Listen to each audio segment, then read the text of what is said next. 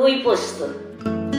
হলুদ নুন এই মাছটার মধ্যে মাখিয়ে মিনিট 10 রেখে দেব। একটু তেল দিয়ে নেব।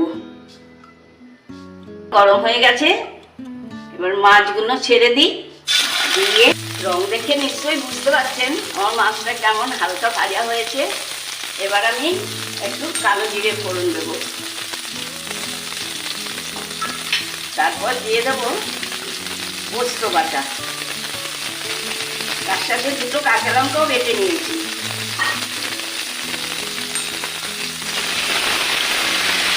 দিয়ে দিলাম পরিমাণ মতন নুন আর পরিমাণ মতন জল। তেল দিয়ে নেব, তাতে টেস্টটা আর ভালো হবে। হয়ে গেল আমার রুই পোস্ত। দেখুন কি সুন্দর লাগছে।